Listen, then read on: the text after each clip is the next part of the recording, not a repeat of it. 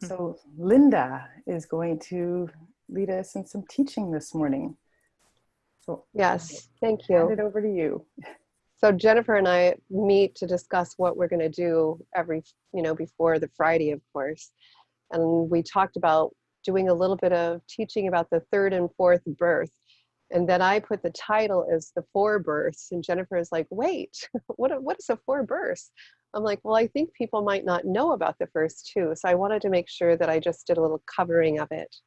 So just a little prelude, I guess I could say, is that Virginia Satir started writing a book. I think it was like in 1988, and maybe it was 1977. I have it I did a little PowerPoint, but it turned into a little bit bigger PowerPoint because it was so cool. And John Bandman started editing the beginning of this book, and he used that in a program he taught a couple years ago. So I have permission from him to use the information from Satir's book that she started to write. And it was called The Third Birth, but I'm covering all four births. And of course, it's just very briefly. So you're getting a very brief description of the four births, but it's really powerful. And some of the stuff that Wendy, you were talking about, you'll hear those words sort of like throughout this little teaching piece. So I'm going to see if I can get us going here. I'm going to share, and then I'm going to hit play. Oh, wait. Let me stop share. Let me try it again. Okay, now are we sharing? No. Hold on. Share screen. Okay, here we go. Okay, so let's see if I can move you guys. The Four Births, Introduction. It's the third birth by Virginia Satir, edited by John Bandman. It was the first draft. And what she's saying, and I can't really see all of this because you guys are kind of in my way. Linda, you can move. There we go. I got it. There you go. Okay. Okay, so what I hope to, this is Satir talking actually. And she's saying, what I hope to do in this book is to inspire you to open up to new possibilities and to live more fully the human that you are. This book is written in the first person and is addressed to you in the same way. Let me hit play. I started this book according to my own notes on February 25th, 1977, 19 years after. I will be writing it in terms of 1988, at the same time that I'm revising my book, People Making, 1972. Okay, so I love this picture, even though I have Adobe stock in the middle of it. The first birth comes when an ovum and a sperm join each other and unite. This is the exact time that you're activated. So Satir was very clear that our parents activate our life force by coming together and the sperm and the ovum unite. And I don't know if you know very much about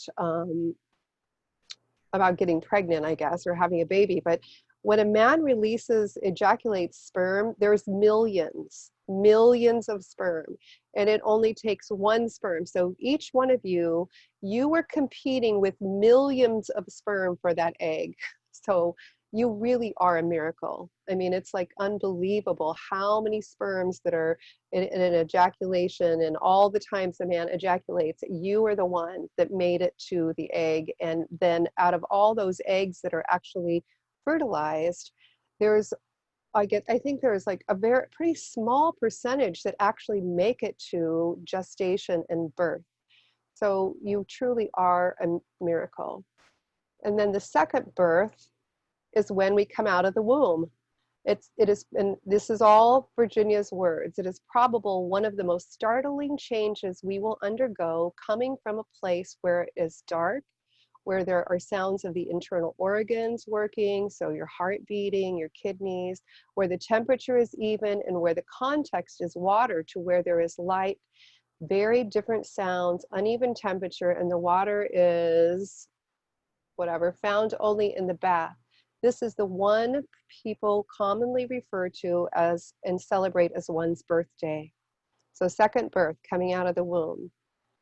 Third birth, and the good news is we've all made it to the first two births.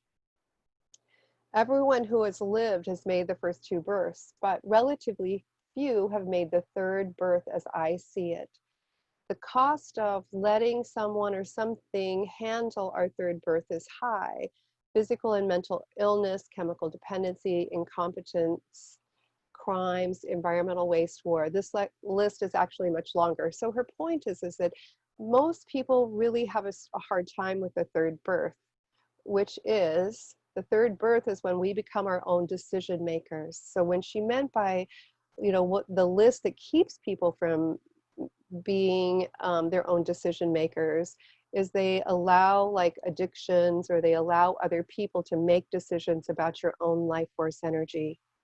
So some people call this state being mature. It is when we take charge of our life, when we stand on our own feet.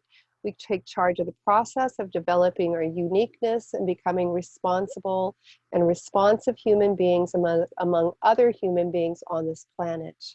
So we are the center of our universe. So the third birth, she goes on to talk about when does this happen? When do you and I become a person? When we become our own decision makers, which is the third birth.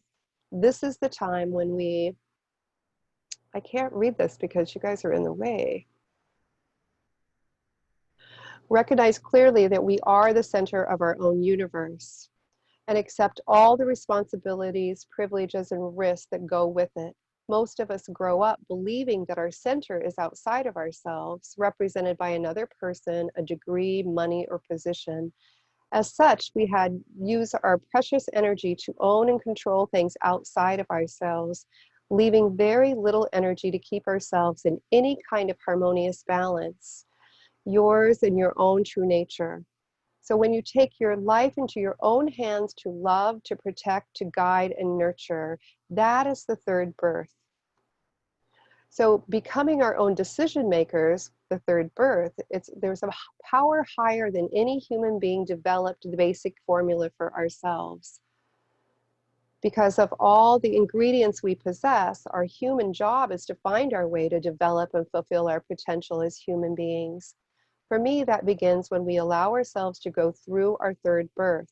This, in some way, changes our consciousness and provides us with experiences of high levels of self-worth.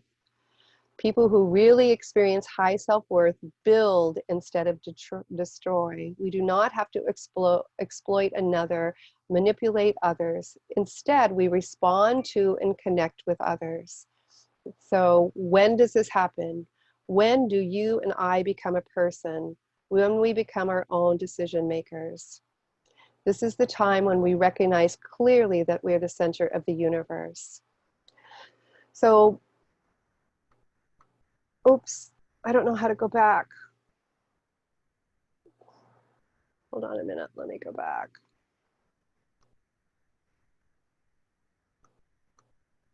So presently, human beings need to achieve their third birth, which was her, so she says, it's my focus and my priority at this time. All of her work was moving towards helping people achieve their third birth and become decision makers.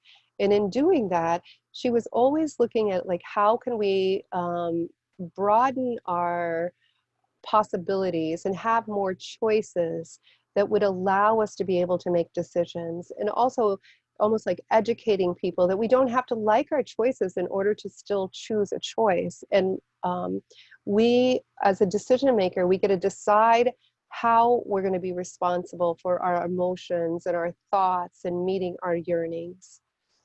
So she goes on to talk about the third birth is the time when you act, owning your action, and assuming full responsibility for the outcomes. It is the time when dependence means awareness of and negotiating for the things you cannot do for yourself.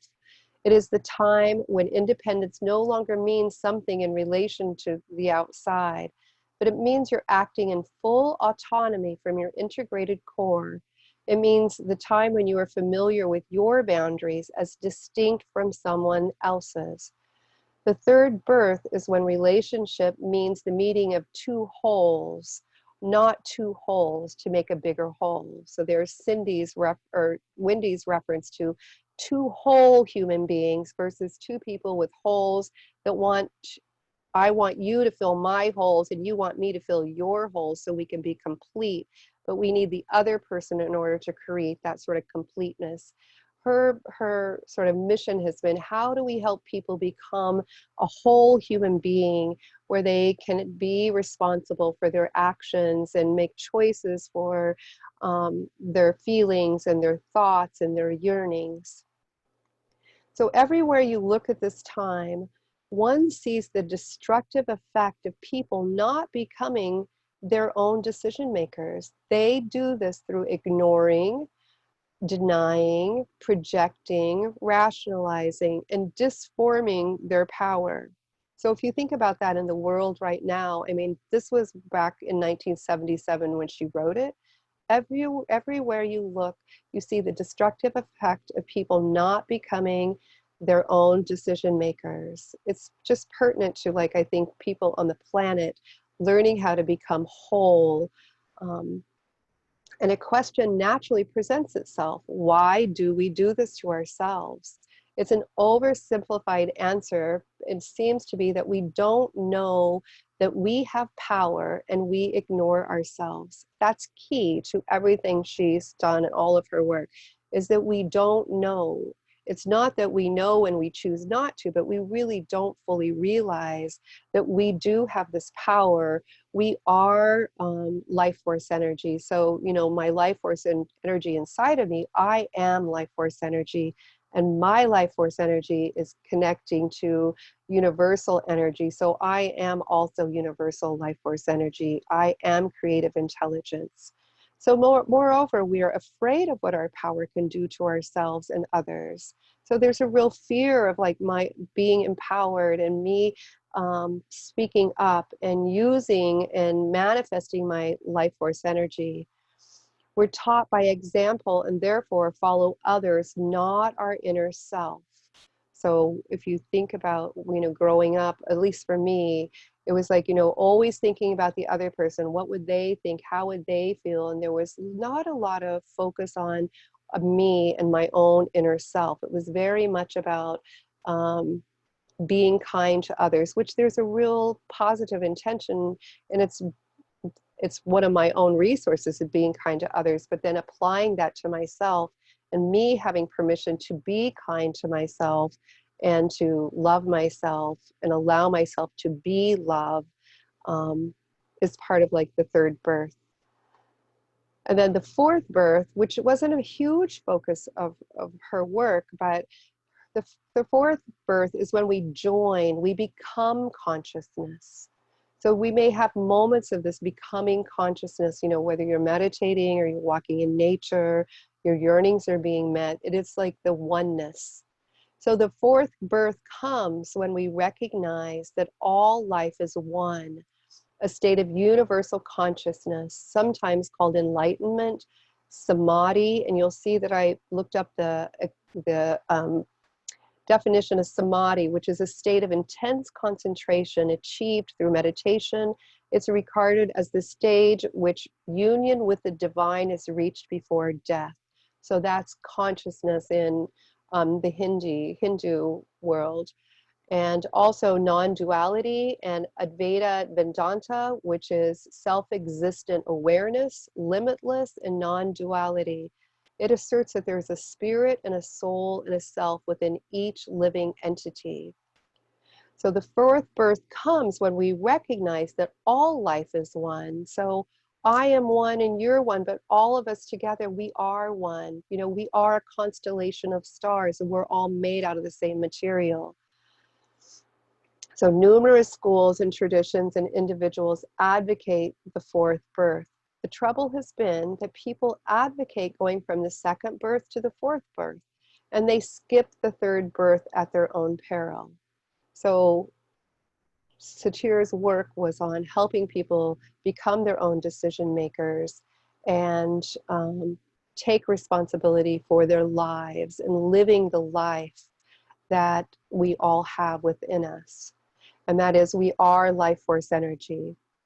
And so we look at like what gets in the way of joining consciousness. Oftentimes is that we try to skip step 3, where we are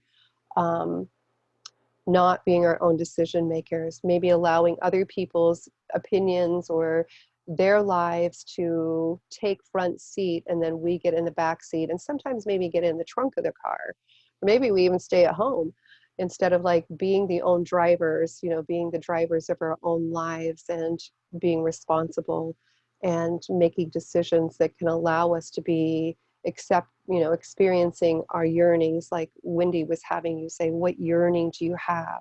Whether that's acceptance or connection or belonging or love, freedom, peace, harmony, validation, that you as in your third birth, that you're making decisions.